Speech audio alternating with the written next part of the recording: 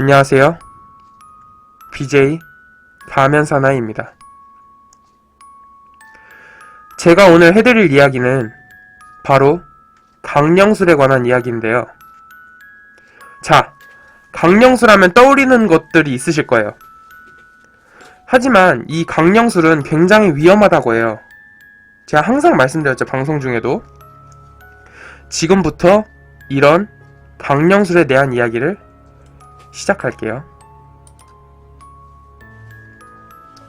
자, 강령술이란 영어로 네크로맨시라는 점의 목적으로 인해 망자의 영혼을 불러내는 마술의 형태입니다. 제가 네크로맨시는 과거 악마를 주제로 방송할 때 언급해드렸었죠. 자, 이 강령술은 주로 흑마법이나 부두술에서 유래한 마법사나 주술사, 소환술사가 행하며 사람의 시체나 동물의 시체를 소생시켜 움직이게 하는 능력을 가지고 있다고 해요.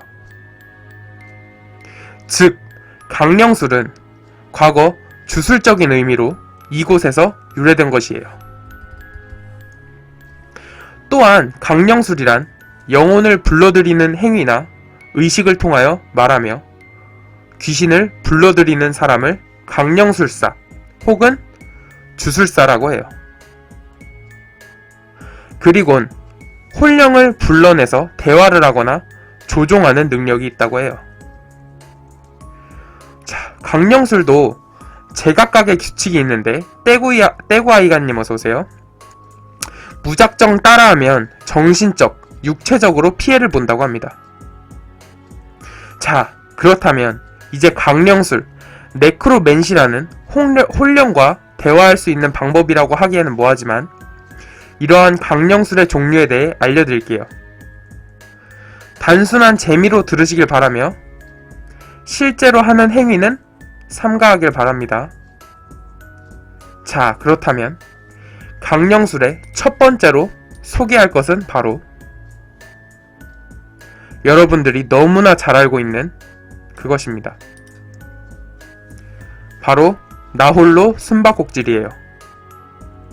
흔히들 혼숨이라고도 부르는데 이 혼숨의 시작은 원래 일본에서 시작된 괴담 중 하나이고 도시 전설이라고도 할 수 있어요. 성난 짐승님 어서오세요. 나홀로 숨바꼭질은 나숨 또는 혼숨이라고도 불린다고 해요.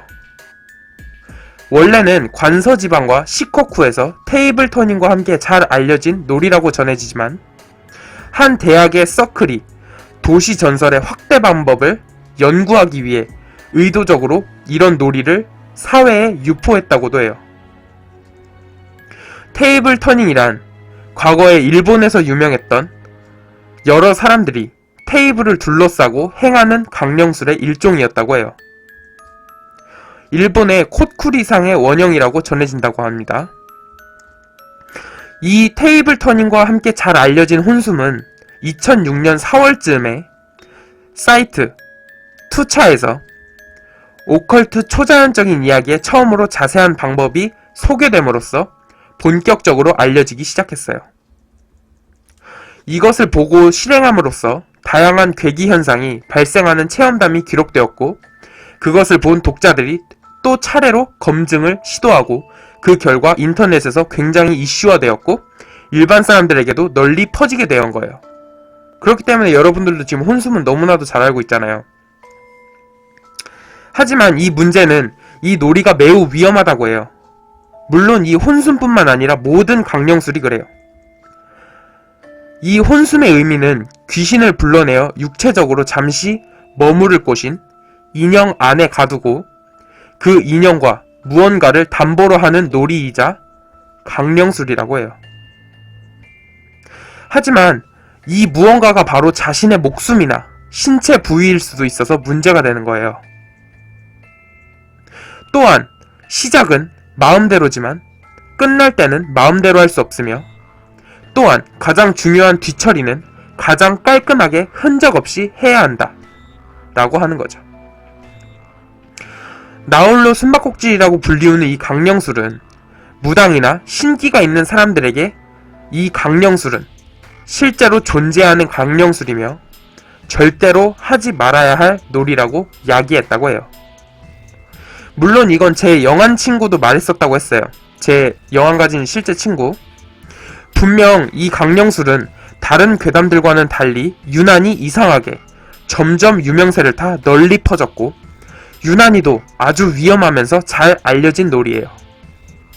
이 놀이를 하는 시간은 새벽 3시, 초시라고 하며 귀신들의 활동이 가장 활발한 시간을 택해 또한 이 놀이에 사용되는 준비물들인 쌀은 생명을 불어넣는 매개체, 즉 공양의 역할이고 인형은 잠시 머무를 육신을 제공하는 셈이며 붉은 실은 인연을 상징하고 이름을 지어준다는 것은 인격을 부여하는 행위이며 마지막으로 자신의 신체 부위를 넣는 것은 자기 자신의 일부가 들어있다는 것으로 대가에 대한 약속의 의미를 부여하는 것이라고 해요.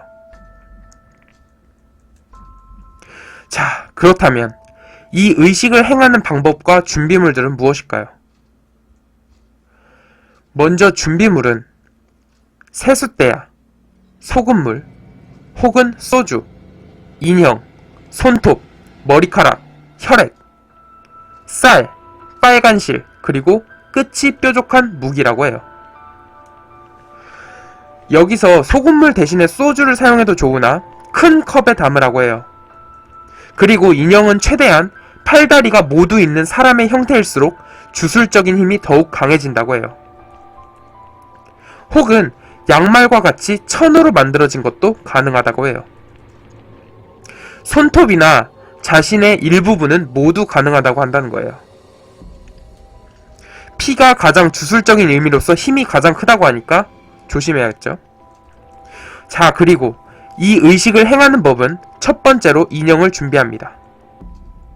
그 다음엔 인형의 배를 가르고 안에 있던 내용물을 뺀 후 쌀, 손톱, 머리카락, 피 등을 넣습니다.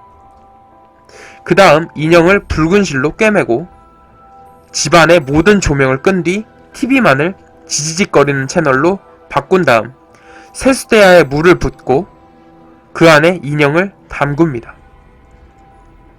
그리곤 그 인형에게 첫 번째 술래는 자신의 이름, 첫 번째 술래는 자신의 이름, 첫 번째 술래는 자신의 이름, 이렇게 3번을 외친 후 10초 정도 다른 곳에 있다가 인형에게 다가가서 지어준 이름 찾았다, 지어준 이름 찾았다, 지어준 이름 찾았다 라고 말하며 무기로 인형의 배를 찌릅니다.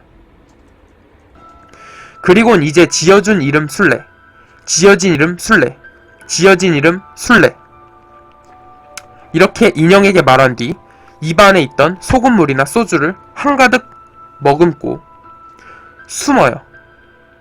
이때 만약 그 혹시를 대비해서 여분을 남겨두는 것이 좋다고 해요.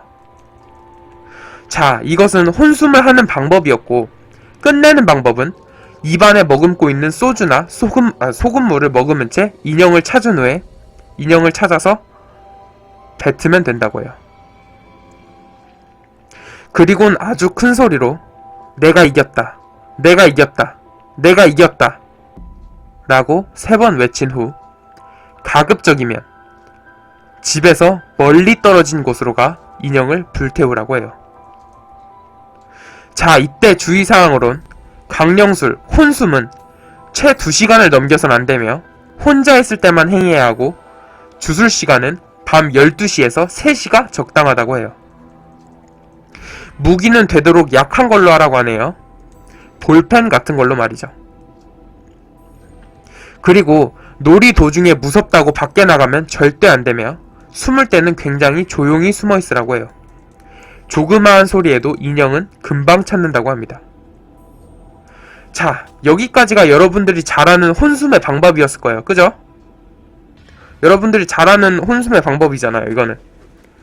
그쵸? 하지만 한 가지 비슷하지만 다른 이야기도 있어요. 주술 방법은 오전 3시가 되면 소금물을 가득 채운 대야 주위에 10개의 촛불을 세워 불을 켜고 실내 조명을 모두 끕니다. 그리곤 뱃속의 소물뽐은 인형에 쌀과 닭의 심장을 넣고 끈으로 묶습니다. 그리곤 봉제 인형을 대야에 넣고 첫 번째 귀신은 나 라고 말한 뒤 봉제 인형에 칼을 꽂습니다. 그리곤 자, 이젠 당신이 술래 라고 말한 후 벽장등에 숨는다고 해요. 그런 후 이 혼숨을 끝내는 법은 기존의 여러분이 아는 방법과 다르게 인형에서 닭의 심장을 뽑아낸 후 내가 승리 라고 선언해야 한다고 해요. 자, 이번에 두 번째로 소개해드릴 강령술은 바로 구석놀이입니다. 이 구석놀이 또한 강령술의 일종으로 혼숨, 살인과 같이 엄청나게 위험하다고 합니다. 구석놀이는 금기 중의 하나인 자기 전에 어두운 상태에서 천장에 내 귀퉁이 중 하나를 바라보면 집안에 지방령이 나타나 괴롭힌다라는 말이 있다고 해요. 전 이 말 많이 들어봤어요. 자, 또한 이것은 귀신과 함께 노는 것이므로 빙의의 위험성이 높다고 해요. 말 그대로 방의 구석인 방에 내 모퉁이를 이용합니다. 그 이유는 실제로 천장을 기어다니는 귀신은 모퉁이를 통해 내려오고 귀신이 가만히 서 있는 곳도 방의 구석이라고 해요. 그래서 이 강령술의 이름이 구석놀이인 것 같아요. 자, 이 구석놀이의 참가자는 4명이 필요합니다. 이때 주의사항은 게임을 할 방의 모든 곳은 밀폐된 공간이어야 한다고 해요. 창문, 베란다, 방문 모두 닫습니다. 그리곤 방의 귀퉁이엔 아무런 가구가 없어야 해요. 그리곤 집 안에 참여자 4명 이외에 사람 혹은 동물도 없어야 한다고 해요. 있으면 그 사람과 동물들이 그 행하는 사람들 대신에 해를 입는다고 합니다. 부작용으로는 가위 눌림, 빙의, 환청, 환각 등이 있고 여러 부작용들이 있을 테니 하기 전에 참고하시라고 주의했네요.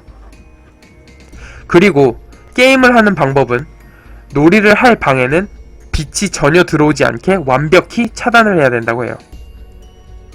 두꺼운 커튼이던 무엇이던 창문을 가리세요. 그리곤 모든 방에 불을 끕니다. 놀이를 할 방에 들어서면 참가자들은 자신의 이름을 낮게 3번 말합니다.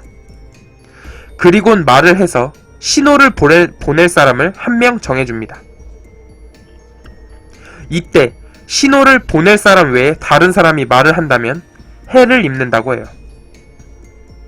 그리곤 방문을 닫고 각자 구석의 귀퉁이에서 벽을 보고 섭니다. 그리곤 신호를 보내는 사람이 하나, 둘, 셋! 하면 각자 다른 쪽 귀퉁이로 넘어가는 거죠. 즉, 자, 보이시나요? 이런 식으로 이동한다고 해요. 만약 잘못 돌아서 다른 참여자와 마주치게 된다면 아무런 소리도 내선 안 되며 조용히 불을 켜고 몇 초 후에 다시 시작하면 된다고 해요. 그리곤 이렇게 게임을 하다 보면 갑자기 게임 참가자 중 1명이 사라진다고 합니다. 이때 없어졌다고 신호를 보내야 해요. 그리곤 자신의 이름을 거꾸로 3번 외친 후에 벽에 몸을 붙인 채 불을 켭니다. 이럴 시에 사라진 1명이 돌아온다고 해요. 혹은 나중에 집안 어딘가에서 나타나며 자신이 사라졌던 기억은 없어진다고 합니다. 하지만 기가 약한 사람들은 자신이 사라졌을 때의 느낌이 오랫도록 잔상으로 남겨질 거라고 해요. 또한 극히 드문 확률로 돌아오지 못하는 경우도 있다고 해요. 그리고 게임 도중 귀신을 봤을 시에 말을 걸면 안 된다고 합니다. 그 상황을 대비해서 귀신과 만났을 때 신호를 정하라고 해요. 신호를 보내는 건 오직 신호자만이 해야 합니다. 그리곤 이 구석놀이를 끝내는 방법은 다른 참여자들은 한 참여자가 계속 그 자리에 서 있을 때 귀신이라고 생각하고 신호에 맞춰 그 사람 뒤에 서야 되는 거예요. 그리곤 4명이 모두 모이면 몸을 의지한 채 함께 스위치에 손을 대고 자신의 이름을 거꾸로 3번 속삭인 뒤 불을 켠 후 놀이를 마쳐야 합니다. 그리고 마지막으로 놀이가 끝난 후에는 닫힌 문을 모두 열고 몇 분 정도 환기를 시키라고 해요. 이것이 구석놀이에 관한 강령술이었어요. 자, 그리고 세 번째로 소개해드릴 강령술은 바로 위자보드입니다. 자, 이 위자보드는 너무나 유명하죠. 영화의 소재로도 많이 쓰이는 이 위자보드는 1892년 파커 브라더스라는 곳에서 운세 게임 용품으로 출시했던 상품이었는데요. 위저는 프랑스의 말로 불어로 예를 의미하는 오이, 독일어에서 예를 의미하는 자를 합친 단어라고 해서 오이자 보드라고 해요. 19세기 중반부터 시작한 심령주의가 기원이라고 하는데요. 쉽게 말해 일본의 분신사바와 같은 귀신을 부르는 게임이라고 해요. 이 위자보드는 귀신과 대화를 하는 게임인데 상당히 위험한 게임이라고 해요. 이 위자보드뿐만 아니라 모든 강령술이 마찬가지예요. 위자보드의 구성은 자료에 보이는 대로 보드판 하나와 포인터 하나를 가지고 하는데 일단 절대로 혼자서는 하면 안 되는 게임이라고 해요. 2명 이상의 사람들이 서로 마주보며 앉은 후 보드판 위에 나무로 된 포인트를 올린 뒤 참가자 전원이 포인터에 손을 얹는다고 해요. 바로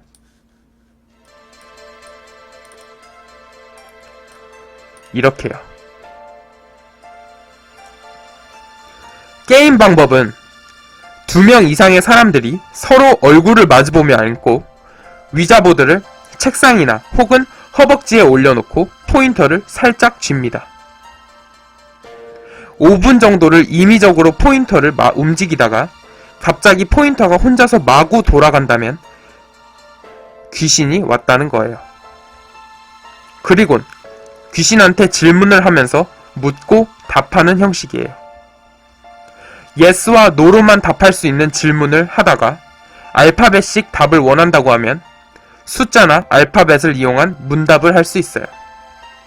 그리곤 이 의식을 끝내기 위해선 용건이 끝나고 귀신에게 허락을 받고 잘 가라는 인사를 아주 정중히 예의 바르게 남긴 뒤 포인터를 굿바이 쪽으로 옮겨야 한다고 합니다. 여기서 주의사항은 귀신이 허락할 때까지 절대로 끝을 내면 안 된다고 해요. 끝까지 정중하게 설득을 시켜야 된다고 해요. 그리고 이 위자보드는 게임 시간이 15분 이상을 넘기면 안 된다고 하며 강제 종료는 절대로 하지 말라고 당부한다고 해요. 귀신을 설득시킴에도 불구하고 노라고 할 시에는 방법이 없다. 예스라고 할 때까지 설득시켜야 된다고 해요. 위자보드에 관한 설명은 여기서 끝인데 재밌는 얘기를 하나 알게 됐어요. 자, 여러분들 과거에 굉장히 유명했던 가수 그룹이었지만 지금은 해체한 그 H.O.T라는 가수 그룹을 아세요?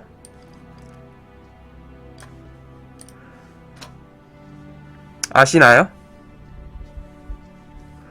자, 여기 사진에 보이는 문희준 씨와 그 외에 강타, 토니안 등이 과거 5명으로 이루어진 그룹이었는데 문희준이 과거에 이상한 소리를 했다고 전해요. 바로 H.O.T의 해체가 바로 위자보드 때문이었다고 해요. 문희준은 데뷔 초 많은 인기를 누리던 시절에 토니안이 숙소에 위자보드를 가져온 적이 있다고 말문을 열었어요. 이어 위자보드를 행했었는데 그때 당시 위자보드에서 H.O.T의 해체를 정확히 예언하고 심지어 해체 연도까지 맞췄다고 말했어요. 약간 살짝 소름 끼치네요. 자, 위자보드에 관한 내용은 여기까지고요. 자, 다음으로 소개해드릴 강령술은 바로 손님 접대입니다. 이 손님 접대는 다른 강령술에 비해 굉장히 잡기가 잘 꼬이는 강령술이므로 주의해야 한다고 해요. 놀이 도중 끌어들인 대부분의 혼들이 잡귀들인지라 개개인의 성격도 모두 다르고 속을 알 수가 없기 때문이라고 해요. 그래서 심하면 빙의까지도 초래할 수 있다고 해요. 또한 이 놀이는 혼숨과 같은 강령술과는 달리 주문이 따로 필요 없다는 건데, 이 말은 즉 이 놀이의 성공률이 4대 6이라고 해요. 특히 자신이 살고 있는 집이 음지라면 확실히 확률이 점점 더 높아진다고 하네요. 먼저 준비물로는 종이와 펜, 거울, 밥상, 쌀, 물, 알람시계, 그리고 라디오나 TV를 지지직거리는 채널로 바꿔놔야 한다고 해요. 야채가 싱싱님, 이런 게 왜 놀이라 하는 거지? 제가 그 말에 아주 공감을 합니다. 이게 왜 놀인지 저는 도대체 이해할 수가 없네요. 또한 자신의 정보를 알려줄 물건, 자신의 피나 머리카락, 사진, 그리고 직접 쓴 한문으로 그 말 금자를 빨간 글씨로 써놔야 합니다. 그리곤 모든 방에 불을 끄고 시작한다고 해요. 라디오와 TV를 지지직거리는 주파수나 채널로 맞추곤 볼륨을 10 정도로 놓는다고 합니다. 그런 후 라디오나 TV가 있는 방에 상을 놓고 밥과 물을 둡니다. 그런 후에 그곳에 자신을 알려주는 물건도 두는 거죠. 머리카락이라면 밥 위에 얹어놓고, 피라면 물에 혼합을 시키고, 또한 사진이라면 거울에 붙여놓으면 된다고 해요. 그 다음 알람시계로 자신이 끝낼 시간을 맞춰놓고 종이와 펜을 상 위에 올려둡니다. 그때 방문이나 창문을 조금 열어두어야 한다고 하네요. 그런 후 방 입구에 아까 자신이 빨간 글씨로 써둔 한자 그 말 금자를 붙여놓습니다. 그리곤 방문에 붉은 실을 설치한다고 해요. 여기서 붉은 실은 이렇게 날일자로 계속 쭈루루룩 이렇게 설치를 해야 되는데요. 방문이 이렇게 있으면 이렇게 일자로 빨간 실로 이렇게 설치를 해야 된대요. 그 다음 그 방에서 떨어진 다른 방에서 문을 잠그고 기다리면 된다고 해요. 그런 후 자신이 맞춰놓은 알람이 울리면 그 방 앞으로 가 노크를 하며 "안에 누구 계십니까?" 라고 말해요. 이 과정을 총 10번 5초 정도의 간격으로 한다고 해요. 그런 후 아무런 소리가 안 들린다면 문을 활짝 열고 방 안과 집 안을 밝게 해주라고 해요. 하지만 방 안에서 소리가 들려온다면 정중하게 "들어왔던 곳으로 나가주세요" 라고 말해야 된다고 해요. 이때 절대로 혼을 화나게 해서는 안 되며, 그래도 안 나간다면 사유까지 붙이며 정중하게 나가달라고 부탁해야 한다고 해요. 자, 손님 대접 중 주의사항으로는 놀이 도중엔 자신의 방에서 절대로 나오면 안 된다는 것, 또한 알람 시간이 되지 않았는데 방을 들여다볼 시 빙의가 될 수 있다는 점, 또 드물게 혼이 이야기를 하려 한다면 끝까지 이야기를 들어주고 장단을 맞춰준 후에 이야기가 끝나면 정중하게 나가달라고 할 것, 혼이 방 밖으로 나왔다면 절을 해도 좋고 무릎을 꿇고 빌어야 한다고 해요. 죄송합니다. 제발 나가주세요. 라고 말해야 된다 해요. 하지만 이때 절대로 귀신의 눈을 봐서는 안 된다고 해요. 빙의가 된다고 합니다.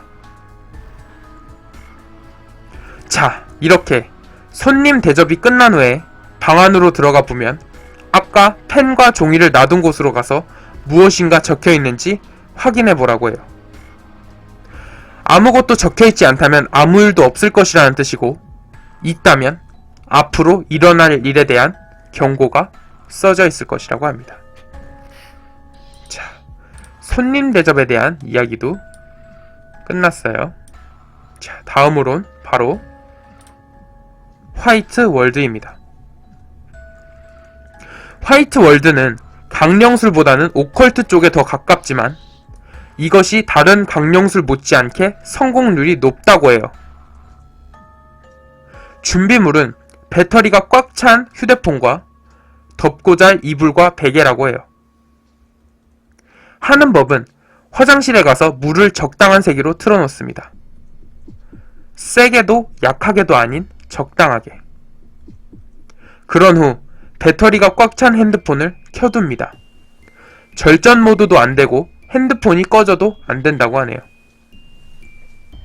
그런 후 이불을 깔고 덮을 이불을 머리 끝까지 올리라고 해요. 그런 후에 3분간 편안히 눈을 감고 있거나 자도 된다고 해요. 이 놀이는 미국에서 굉장히 많이 퍼져 있고 성공률이 아주 높다고 해요. 화이트 월드는 온통 하얀 세계이고 자신과 자신이 가지고 온 이불 2가지만 있는 세상이라고 해요. 돌아오는 방법으로는 그 화이트 월드 공간 안에는 자신이 이곳에 올 수 있게 해준 이불들이 있을 것이라고 해요.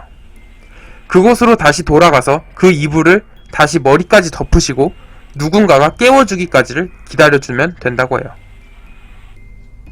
하지만 부득이하게 누가 안 깨워준다면 그곳에서 갇혀있을 수 있다고 하네요. 부작용으로는 놀이가 끝난 후 두통이나 울렁거림이 일어날 수 있다고 해요. 약간 지금 방금 말씀드린 루시드 드림이랑 약간 좀 달라요. 자, 그리고 이거는 처음 들어보실 거예요. 이것은 바로 죽음을 부르는 최면술이라고 해요. 자, 이것 또한 오컬트의 일종이며 말 그대로 죽음을 부르는 최면술로서 정말 위험하므로 듣고 재미로만 받아들이라고 당부합니다. 이 최면술을 시작하면 자신의 인생을 모두 다 볼 수 있다고 해요. 태어난 순간부터 마지막 자신이 최면에 걸리는 모습까지요. 그리곤 죽게 됩니다. 이 역할은 도우미가 매우 중요하다고 해요. 이 도우미의 정확성에 따라 최면에 걸리는 사람의 목숨이 결정된다고 합니다. 따라서 절대로 따라하지 말길 바란다고 경고하고 있어요. 먼저 준비물은 최면술을 도와줄 도우미와 사각의 벽지가 하얀색 방이며 창문은 없어야 하고 검은색 천과 청색 계열의 천, 그리고 얇은 흰색 천이 있어야 한다고 해요. 사람은 많을수록 좋다고 해요. 그래도 3명 정도가 적당하다고 하네요. 한 명은 도우미, 한 명은 최면 거는 사람, 또 한 명은 최면 걸릴 사람, 즉 최면자. 이 강령술의 방법은 사각의 벽지가 새하얀 방 벽에 사방에 검은색 천을 빽빽하게 걸고 천장에는 청색 계열의 천을 붙입니다. 방문에도 검은 천을 붙이고 바닥에는 얇은 흰색 천을 붙입니다. 그리곤 최면에 걸린 사람은 바닥에 눕혀놓고 도우미는 방문 앞에 서 있어야 한다고 해요. 그런 다음 최면에 걸릴 사람이 눈을 감으며 최면 거는 사람은 걸릴 사람의 이마, 코, 입술, 턱, 목, 가슴 순으로 검지손가락으로 정중앙을 쓸어내립니다. 이때 최면을 거는 사람은 최면 걸릴 사람의 이마를 쓸어내려가면서 조용히 낮은 어조로 이마에 있는 분은 저를 따라오시기 바랍니다. 코를 쓸어내리면서 이쪽으로 올라와 주세요. 입술을 쓸어내리면서 헤엄쳐 2번을 건너주세요. 턱을 쓸어내리면서 이제부터 여행이 시작됩니다. 라고 말한 후 말을 합니다. 당신은 지금 하얀 방에 서 있습니다. 당신은 지금 검은 사람을 부릅니다. 검은 사람이 왔습니다. 검은 사람이 당신의 머리를 두드립니다. 이때 최면 거는 사람이 최면자의 이마를 3번 톡톡톡 두드립니다. 검은 사람이 갔습니다. 푸른 사람이 왔습니다. 푸른 사람을 따라갑니다. 여기서 말하는 검은 사람은 귀신을 뜻하며 머리를 톡톡톡 두드리는 것은 목숨을 앗아가는 것을 의미하고, 푸른 사람은 저승사자를 의미하며, 푸른 사람을 따라간다는 말은 저승길을 걷는다는 것을 뜻합니다. 그리고 주의사항, 이것이 가장 중요하다고 해요. 도우미와 최면 거는 사람은 절대 최면자에게서 눈을 떼서는 안 되며, 도우미는 5분의 타이밍을 잘 맞춰야 한다고 해요. 만약 5분 전에 최면에서 깨우면 저승사자가 혼을 놓쳐서 계속해서 잡으러 올 것이고, 5분 후에 깨우면 이미 최면자는 사망에 있을 것이라고 해요. 따라서 이 강령술은 도우미의 역할이 정말 중요하다고 해요. 도우미의 정확성에 따라 최면자의 목숨이 좌우된다는 것이죠. 그리고 만약 최면자가 경련을 일으킨다면 그 즉시 깨우라고 해요. 자, 여기까지가 강령술이자 오컬트적인 요소인 죽음을 부르는 최면술이었어요. 자, 그렇다면 다음으로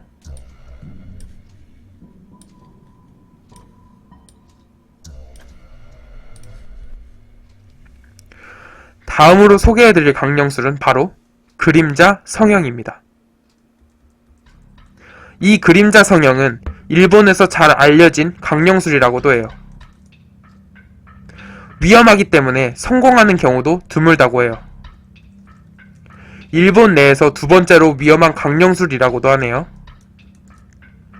그림자 성형의 의미는 령에게서 자신의 육체 중 한 곳을 고쳐달라고 하는 것입니다.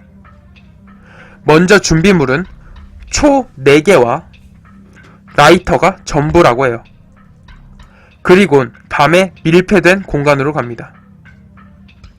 밀폐된 공간에 초를 나란히 4개를 설치하고 불을 킨 후 자신의 그림자가 잘 비칠 수 있도록 잘 섭니다. 그러곤 비춰진 자신의 그림자에게 공손히 그림자님, 저에게 빛을 주소서 라고 말하라고 해요. 그러면 그림자가 자신의 옆에 선다고 하네요. 그림자가 자신의 옆에 서면 자신이 예뻐지고 싶은 부분을 고쳐준다고 합니다. 끝내는 방법은 자신의 그림자에게 다시 공손히 그림자님, 이제 다시 제 몸으로 돌아와 주세요 라고 말한다. 그리고 그림자가 사라지면 촛불을 끄고 초를 치우면 된다고 해요. 주의사항으로는 만약 다리가 뚱뚱한 사람이 다리를 얇게 해달라고 하면 다리가 없어질 수도 있고, 눈을 크게 하고 싶던 작게 하고 싶던 눈이 없어질 수도 있다고 해요. 고치고 싶은 부분은 최대한 구체적으로 길이, 폭 등 정확하게 말해야 된다고 해요. 그리고 이 주술의 시간은 새벽 3시나 4시가 아니면 효과가 없다고 해요. 자, 다음으론 바로 그저께 제 이야기에서 실화로 언급드렸던 그런 강령술입니다.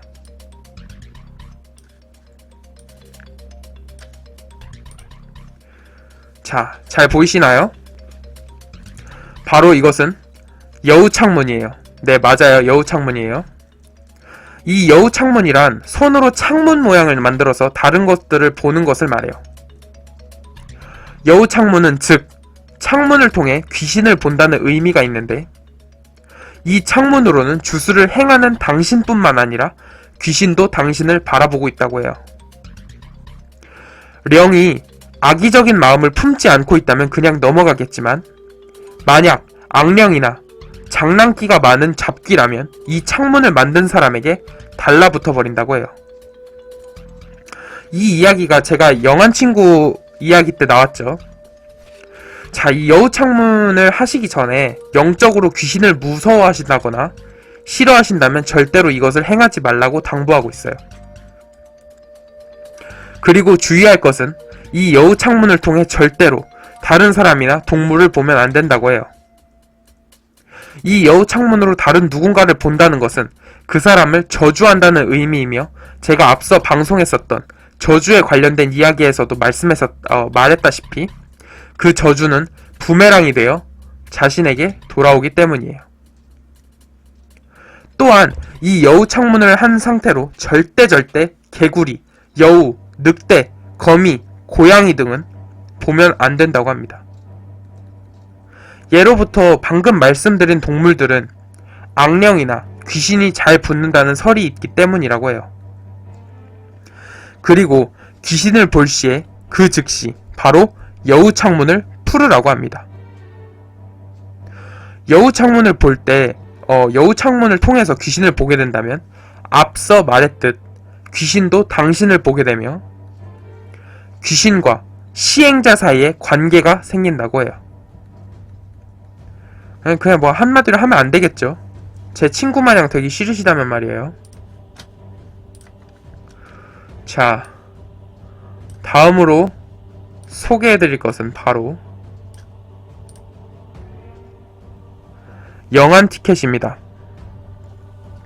제 방송에 오셔서 영안, 즉 귀신을 보는 눈을 가지고 싶다는 분들이 많으셨어요. 또한 제 친구는 실제 영안을 가지고 있어서 그런 일화에 대해 야기하면 몇몇 분들은 그런 눈을 뜨고 싶다고 많이들 하십니다. 이 강령술은 제 친구 마냥 그러한 영안을 가질 수 있는 강령술이라고 해요.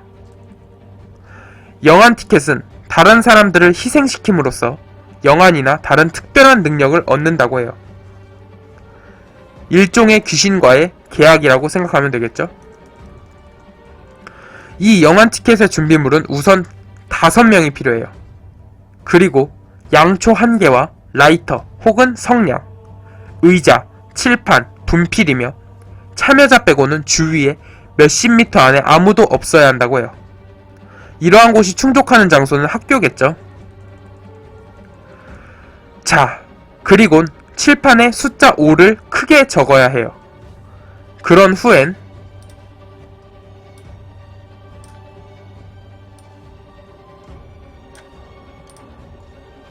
이 그림과 같이 9개의 의자를 아래에 그림처럼 놓고 빨간 자리에 앉습니다. 그리곤 정중앙 파란색의 양초를 준비해요.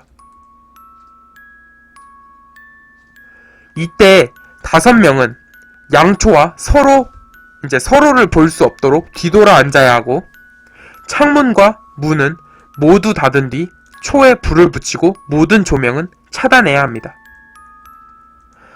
이렇게 모두가 돌아앉아 잠시 있으면 얼마 안가 바람도 불지 않았는데 양초가 꺼진다고 해요. 그러면 양초의 주위를 확인하면 됩니다.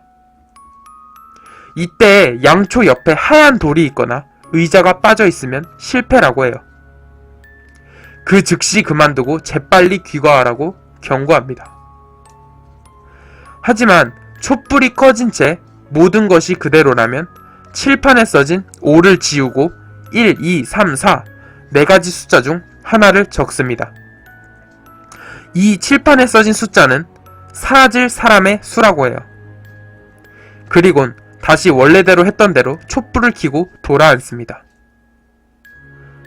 이때 또다시 촛불이 꺼지면 칠판에 써진 숫자만큼의 사람들이 사라진다고 해요.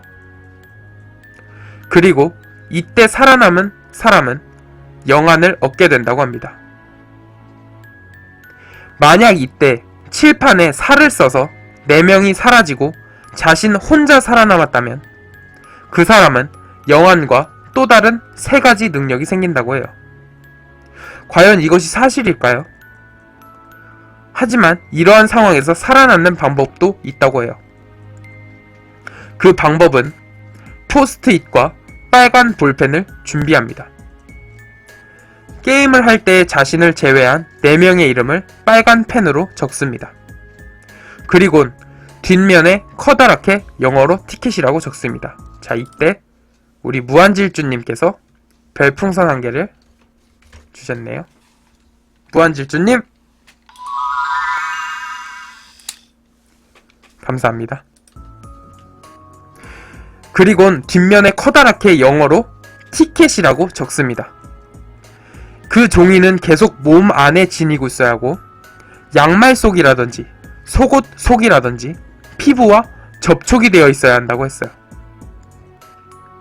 종이는 최대 3번까지 접어서 지닐 수 있으며 너무 꼬깃꼬깃 접으면 효력이 없다고 해요. 이 영한 티켓의 부작용은 가위에 눌리게 되고 또한 이 살아남는 티켓을 사용해서 살아남을 시엔 영한과 능력을 얻을 수가 없다고 해요. 영한 티켓을 행하는 시간은 해질녘인 저녁 7시에서 새벽 3시 사이에 행해야 한다고 해요. 의식을 하는 장소에서 50m 내에 5명 이외의 사람이 있으면 안 된다고 하며 양초가 꺼질 때에는 짧게는 몇 초, 길게는 3분 정도가 소요된다고 해요. 그리고 이때는 주위에 절대 바람이 통하는 구멍이 있어선 안 된다고 합니다.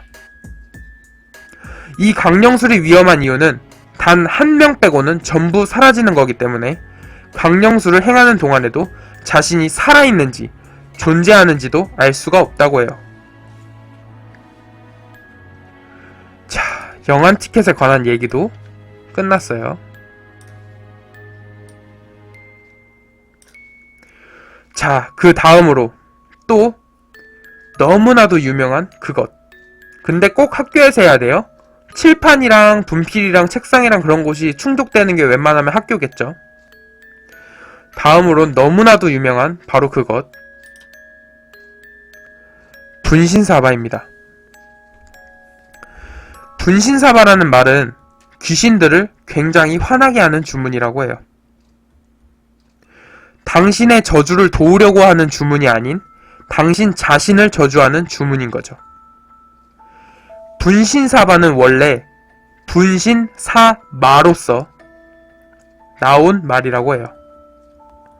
일본에서는 코쿠리 시마라고 부른다고 하죠. 여기서 분신은 주문을 외우는 자신의 몸을 나눈다는 뜻이고 사바는 빙의당한다는 뜻이며 오이떼 쿠다사이는 말씀해 주십시오 라는 뜻이라고 해요. 이 분신사바를 하는 방법은 우선 종이와 볼펜을 준비합니다. 이때 정말로 귀신을 단시간에 뚜렷하게 보고 소리까지 듣고 싶다면 대나무로 만들어진 펜을 사용하라고 해요. 그리곤 두 사람이 볼펜을 잡고 주문을 외우기 시작합니다. 모두가 익히 들어본 분신사바, 분신사바, 오이떼 구다사이. 이것이 그 주문이에요. 하지만 절대 이 의식을 행하는 도중엔 눈을 뜨면 안 된다고 해요. 두 사람이 오른손을 엄지손가락을 제외한 나머지 4손가락으로 가볍게 마주집니다. 이때 손을 꽉 잡으면 안 되고 손과 손 사이에 공간이 있어야 해요. 그 다음엔 그 빈 공간에 볼펜을 넣고 주문을 외웁니다. 만약 영혼이 왔다면 볼펜이 저절로 움직이면서 응답을 해준다고 해요. 주문을 외웠을 때 귀신이 왔다고 느껴진다면 귀신은 당신의 질문에 OX로 대답을 해준다고 해요. 앞서 말했듯 위자보드의 축소판 같은 느낌으로 우리가 스무고개 하듯이 예, 아니오로만 대답할 수 있게끔 질문을 해야 한다고 해요.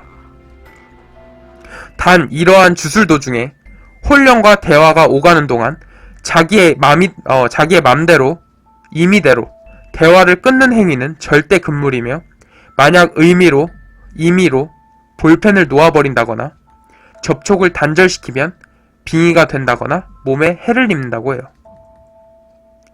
분신사바를 푸는 법으론 귀신을 쫓는 주문으로 유명한 운장주와 태울주, 천부경이 있는데 이들 주문은 서로 다른 양기와 음기를 가지고 있기 때문에 병행해서는 안 된다고 해요.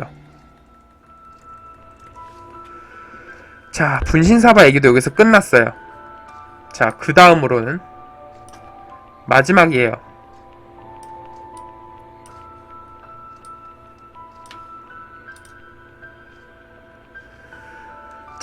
마지막으로 소개해드릴 것은 바로 살아있는 인형놀이인데요. 이 강령술은 혼숨과 비슷하지만 더욱 위험한 강령술의 일종이라고 해요. 나홀로 숨바꼭질이랑 비슷하지만 더 위험한 강령술이에요. 살아있는 인형놀이는 교령술이라고도 불리우며 이것 또한 역시 본래 일본에서 들어온 듯해요. 따라서 주문도 일본어이고 불려오는 식귀 또한 일본 식귀라고 합니다. 지금까지 소개했던 강령술과 지금 소개하는 교령술은 둘 다 귀신을 불러오는 점에서 매우 동일하지만 그 목적 자체가 다르다고 해요.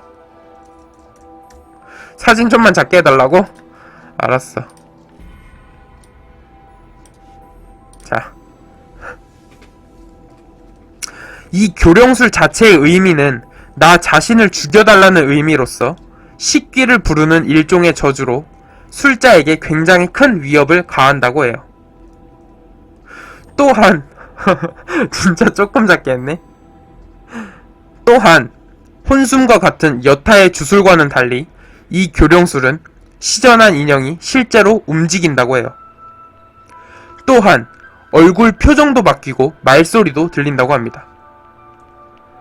자, 이때 타이밍에 무한질주님이 별풍선 한 개를 또 주셨습니다. 무한질주님! 감사합니다. 무서운 분위기 약간 정화하죠? 자, 그렇다면 이러한 교령술을 하기 위한 조건은 무엇일까요? 먼저 양초 한 개와 무한질주님 장난하나. 자, 얘기할 거예요. 이제 무한질주님 풍선 한 개 감사합니다.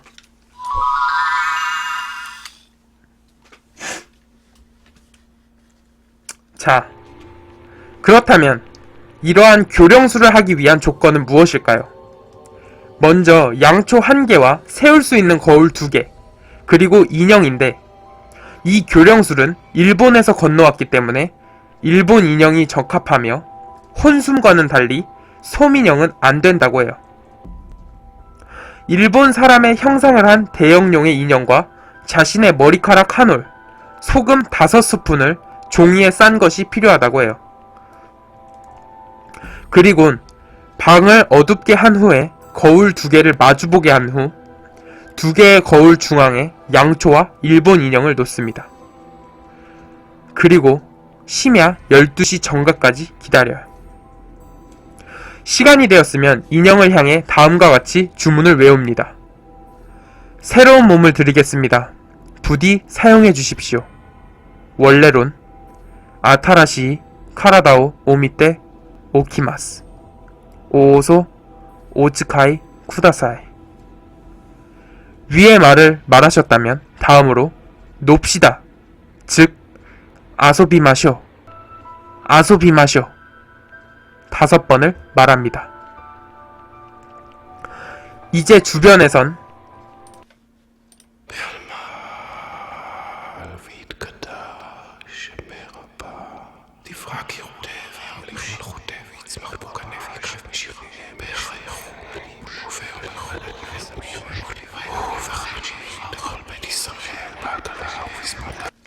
이러한 주문을 외우는 소리가 들리거나 여러가지 괴현상이 일어날 수 있다고 해요. 일어나지 않아도 주술은 이루어지고 있기 때문에 문제가 없다고 해요. 그리곤 이미 가지고 있던 소금을 지닌 채로 저를 찾아주십시오. 찾는다면 생명을 드리겠습니다. 원래대론 와타시오 사가시테 쿠다사이 미치케나라 이노치오 아게마스 라고 말합니다. 그런 후에 방에 들어가서 문을 등지고 좌선을 한 후에 소금을 자신에게 듬뿍 뿌리고 인형을 기다립니다. 위험하다고 느낄 때에는 옷장 등에 숨어도 된다고 해요. 자, 이제 끝내는 방법으로는 남은 소금을 들고 가 양초가 있는 방으로 가요. 그리곤 양초 앞에 서선 당신이 졌습니다. 끝. 아나타노 마케데스 오시마이 라고 5번 외칩니다. 다 외웠다면 양초를 끈 뒤 자신에게 또 소금을 뿌리라고 해요. 또한 인형에게도 소금을 듬뿍 뿌립니다. 그리곤 집안의 모든 불을 다 켠 뒤 최대한 즐겁고 밝은 분위기를 만들라고 해요. 귀신 자체가 음침한 에너지를 가지고 있으며 교령술을 실시할 때에는 방 전체가 이 에너지로 가득 차게 된다고 해요. 이러한 식기를 확실히 쫓아내기 위해선 이 방법이 최고로 좋다고 합니다. 그리곤 그 밝은 분위기와 공간을 유지시키라고 해요. 이 주술의 시전 시각은 자정부터 1시가 바람직하며 해가 뜰 때까지 하면 안 된다고 해요. 반드시 그 이전에 끝내야 한다고 합니다. 그렇지 않으면 집안에 식기가 머무른다고 해요. 또 이 주술은 혼자서 행해야 하며 그렇지 않을 경우 집안의 동물이나 가족에게 반드시 빙의하여 이때는 상당히 골치 아파진다고 해요. 그리고 소금은 자신에게 전부지 뿌리지 말아야 하며 술 역시도 끝낼 때에도 사용하기 때문에 남겨놔야 한다고 해요. 그리곤 도망치면 안 된다고 해요. 도망칠 경우에 그 인형 안에 들어온 식기가 당신의 뒤를 쫓아온다고 합니다. 자, 어떻게든 잘 해냈다고 하면 교령술을 시전한 이후 무조건 3일 이내에 자신이 공양하는 신사에 사용한 인형을 맡겨야 한다고 해요. 하지만 우리나라에는 그 어느 곳에도 신사가 없다고 합니다. 따라서 우리나라 사람들은 해서는 안 될 주술이죠. 주술 자체가 굉장히 위험한데다가 그 위험에서 완벽하게 빠져나올 방법 자체가 국내에선 불가능하다니 이 강령술을 포함해 모든 강령술을 절대로 해서는 안 되는 주술이죠. 그리고 이때 개구리, 뱀, 여우 등은 죽은 자를 상징하기 때문에 교령술은 자신을 죽여달라고 하는 주술인 만큼 앞서 말한 생물들은 조심해야 된다고 해요. 자, 이러한 교령술에 대한 후기를 살펴보면 대체로 주술에 성공할 경우 일본어로 중얼거리는 소리가 들려오는데 그 내용은 대체로 신해, 신해, 신해, 신해, 신해, 즉 죽어라는 의미인 소리가 들려오기도 하고 교령술을 하다 보면 인형이 살아 움직이는데 보통은 자신을 보고 웃는다고 해요. 놀랜 술자들이 물건을 집어던지거나 욕을 해도 웃는다고 해요. 또한 인형들이 움직이긴 하나 그 속도는 매우 느려서 도망치다가 붙잡힐 염려는 없으나 도망치면 후폭풍이 매우 세니 집 밖으로 나가는 행위는 절대 하지 말라고 경고해요. 또한 다음날 아침에 일어나 보면 자신의 몸에 상처가 있다거나 교령술을 끝낸 장소 주변에 칼이 발견되기도 한다고 해요. 또한 식귀인지라 인형이 작아도 귀신의 힘이 센지 문을 거칠게 두드린다든지 사람이 막았음에도 불구하고 문이 열렸다는 후기도 있다고 해요. 자, 강령술과 같은 주술 중 혼숨은 상당히 초보자적인 주술이라고 해요. 혼숨은 단순히 쌀로 귀신에게 공물을 바치는 척 유인한 뒤 인형 안에 가둬놓고 외부에서 우리가 그 령들을 그냥 느끼는 형태입니다.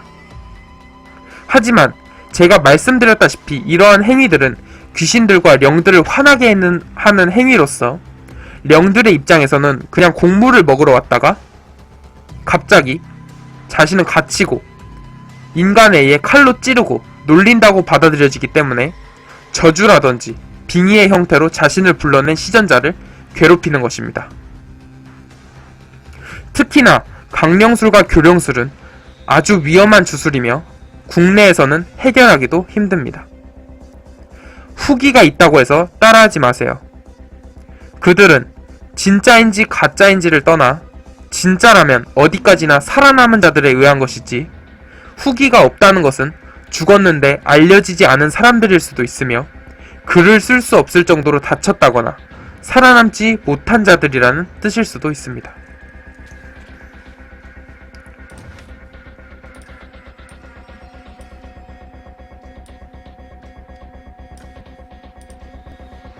자, 이처럼 많은 강령술들은 인터넷에서 매우 쉽게 떠들고 있어요.